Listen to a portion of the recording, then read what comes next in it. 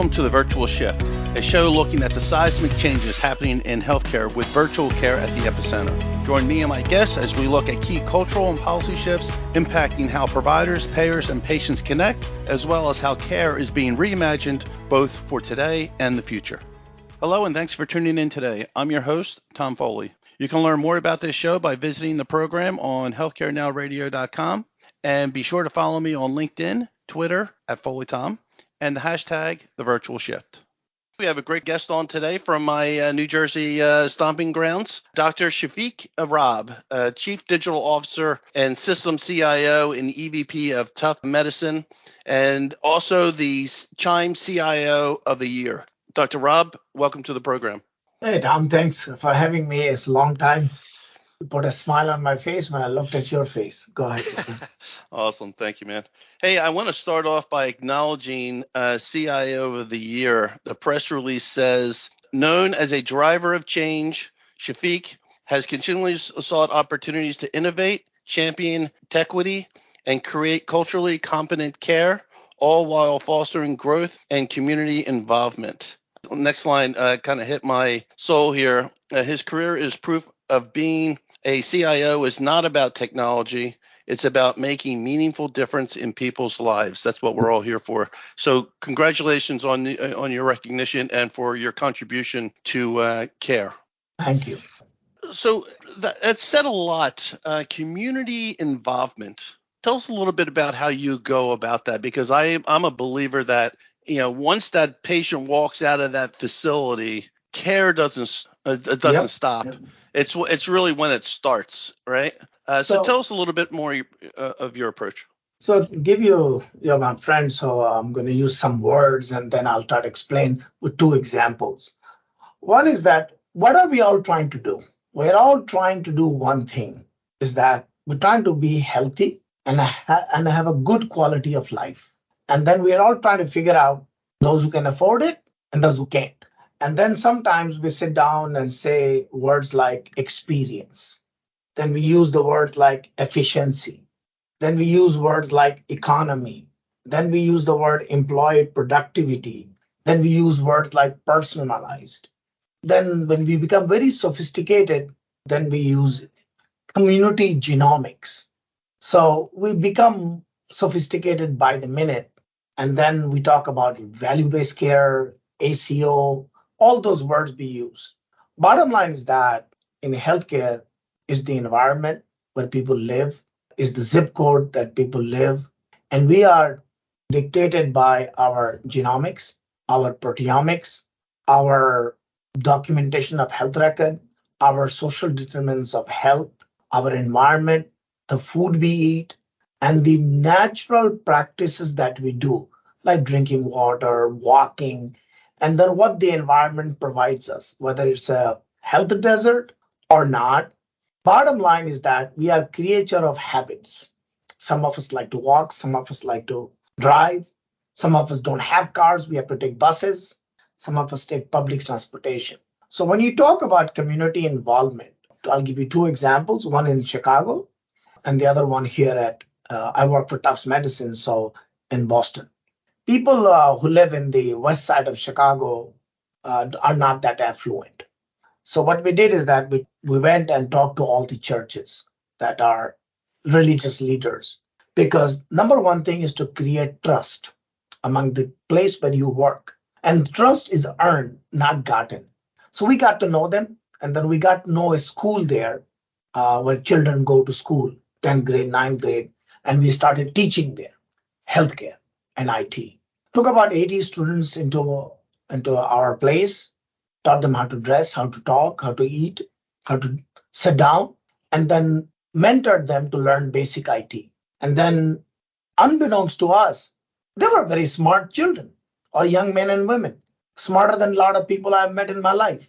And yet we thought that they are from that west side of Chicago, but they were phenomenal people. So much so, we got them all certified in Epic.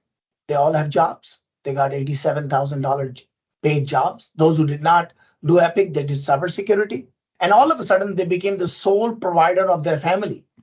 And they had health insurance. All of a sudden, after they graduated, they all went to Malcolm X College. Not only did they graduate from the college, two, three of them went to become doctors in medical school. Community involvement does not mean just healthcare. It needs security, it needs economy, it needs understanding of healthcare. Like you and I know that children can directly go to medical school from high school. That knowledge I have because I'm a medical doctor, and my children, if they want to go, there are colleges that offer that directly. Information like that is not possible. When I came here at Tufts, we again went to the Chinatown, took about 10 students from there, and then made them certified in AWS. So that's one way of saying, but here's what we learned. If you want to do a lung cancer screening test, nobody came to us in Chicago. So we were thinking why people are not coming. Because in that community, we never formed the trust and never talked to the community leaders in there to do a basic screening of lung cancer. So when you're asking about community involvement, we have to see when you provide care, how the chain of care transformation actually works. That means drug adherence. Is there a pharmacy there or not? That basic knowledge, do they have cell phones or not? Technology, I could build an app, but if it does not connect to the cell phone, never works. In the state of Illinois, Medicaid patients do get cell phones. So I can just talk about this all day, all night. But to answer your question is that you genuinely have to have a presence for care transition, for care transformation within the community and the total trust of the community leaders and the people who live there. And to understand, in the olden days, we used to have community health workers who used to work that. That's one aspect of it. But then you tie it to, I'll give you one more example. We went to a place where people get refuge. Otherwise, people call it a shelter. Everybody would check their blood pressure. Only 10% were normal, 90% were abnormal. Within a year, after we developed the repo, 90% became normal and 10% were abnormal at that time by getting them the right care, right place, right connectivity, internet, all those things so they can connect to their mothership or their doctors. I hope I answered that question in a totally different way. Very interesting and compelling. It reminds me, I'm going to go off on a tangent here for a second. When in New Jersey, I was on the Board of Education for 14 years. And I was the Monmouth County legislative representative. And New Jersey at the time had a rebuild schools funding apparatus. So we were at an urban school district, brand new school building. My legislator was there, and he comes to me and says, it's not going to make any difference. It's a brand new shiny building, but these kids are going to come into school for five hours from a broken home and not get fed, and that's why we have toasters on the counters here so that they can get fed when they come to school. And after 5 hours, 6 hours of schooling, they're going to go back to that broken. The cycle doesn't change; it's just in a brand new shell, right? That's correct. But the point is still the same. And to your point, in that. And that's actually when I went to my senator and said, hey, anytime we do school rehabilitation, if you will, by building new facilities, we have to have a corresponding economic development program in that community to kind of reshape the whole structure. It's not just about the new shell of the building. It's about the community and how they all interact and intertwine with each other. And you're saying the same thing. I'm a personal believer that the change in healthcare really comes about relative to patient engagement. It's not what happens inside the brick and mortar. As you know, the average Medicare patient, 5 chronic conditions, sees 9 different doctors, spends only 15 hours in a given year in front of their doctors. What happens in the other 8,745 hours? That's really where wellness is achieved, is when you're outside of the doctor's eye. So how do you engage them over there to maximize the benefit to wellness? So I'm going to switch that to a totally different answer, and that will blow your mind away. I totally believe in AI, and I'll explain that to you in 2 seconds. Thank God for large language model. Thank God for AI. Thank God for people to understand that data is important.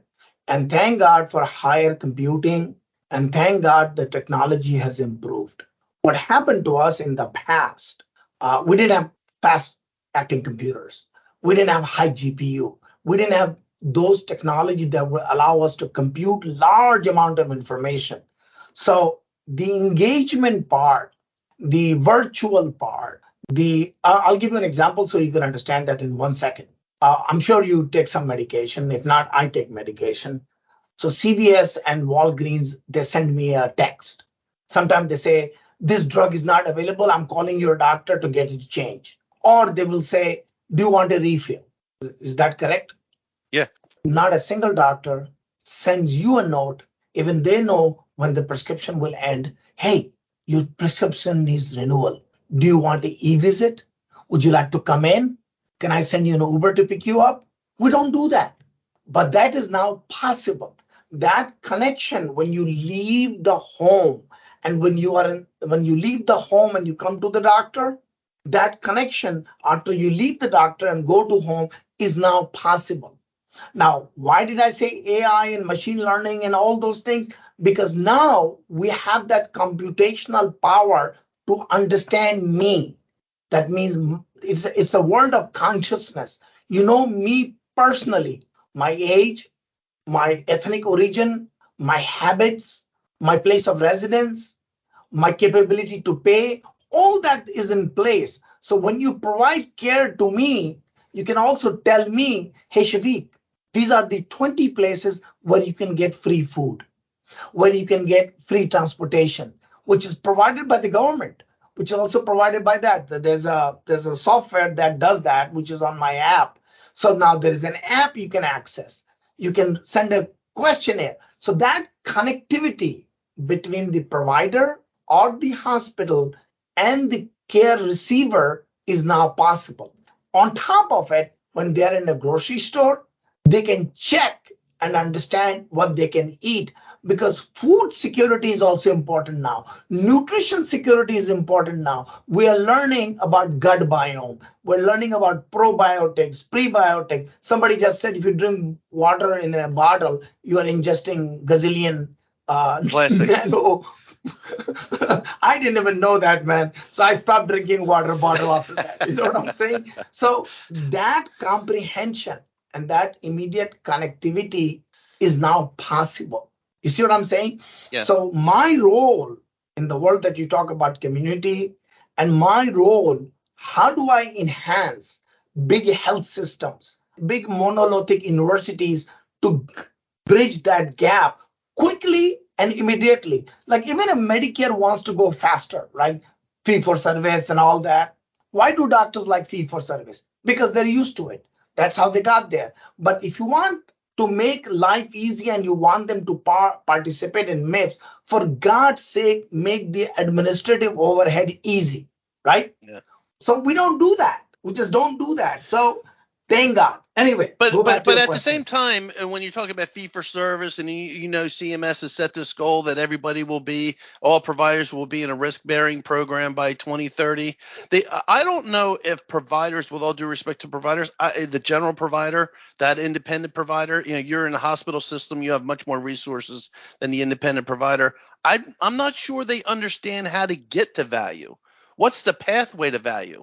And I do believe that there's some programs in a fee for service, remote patient monitoring, chronic care management, remote therapeutic monitoring. These are all programs that are available today in a fee for service model that could educate the physician, and not only educate the physician on what more they can do without investing and losing dollars, if you will. And so they can see that balancing act of adopting new care delivery programs, patient outcomes, and understand how they can get to value, right? Right now, I don't think there's not a large, back when we first met, in 2008, 2009, it was about HIEs, right? Or EHRs, I'm sorry. Let's everybody adopts an EHR. Great. We're all there, right? And then we're still 14 years later, still talking about how we could share data, right? But the point is that there's no national plan, no leadership that's really driving the mindset of how we all move to value. You mentioned That's correct. CVS and Rite Aid.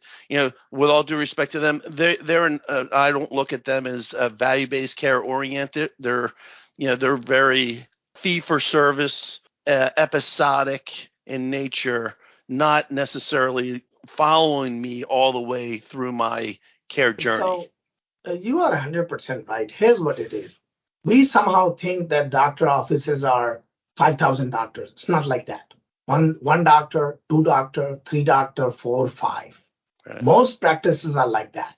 You know what I'm saying? Unless you are a hospital based, like we are, we have a clinically integrated network. We have 2,000 doctors employed, right?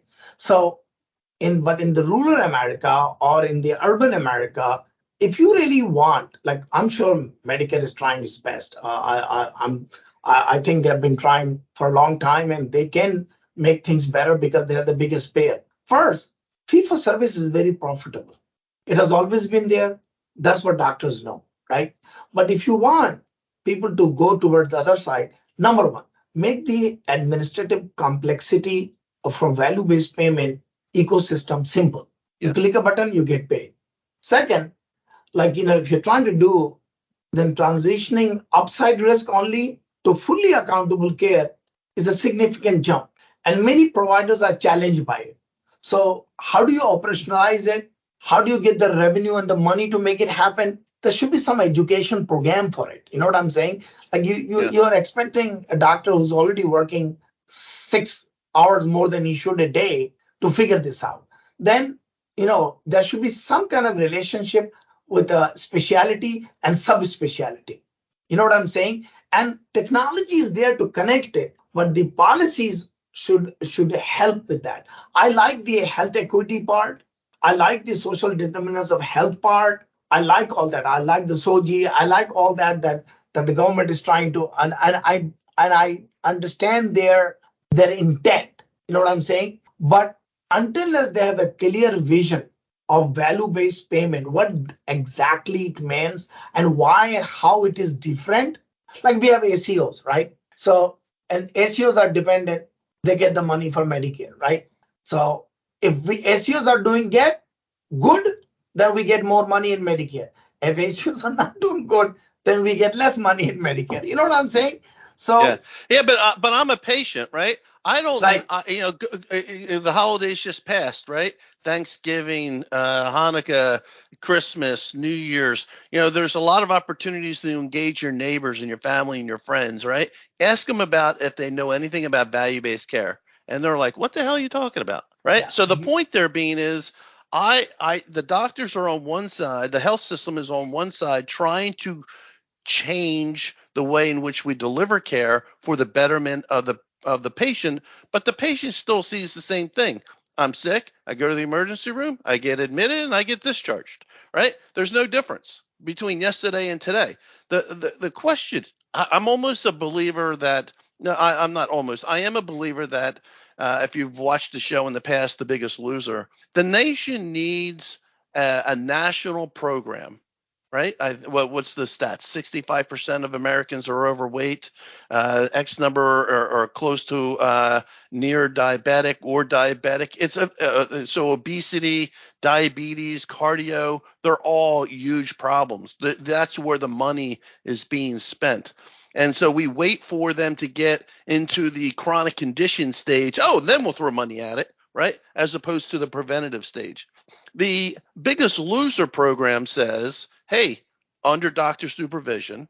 Now, yes, The Biggest Loser was an intense program, but in a more moderate approach of doctor supervision, diet and exercise, accountability for the patient to ultimately change, right? Because that's really what has to happen. Change in the patient's mindset that just because they have diabetes doesn't mean you have to die with it. He can be put in remission. The point is that we need national leadership and a national program. Let's not try and redo Obamacare into Biden care, into Trump care, into next president care.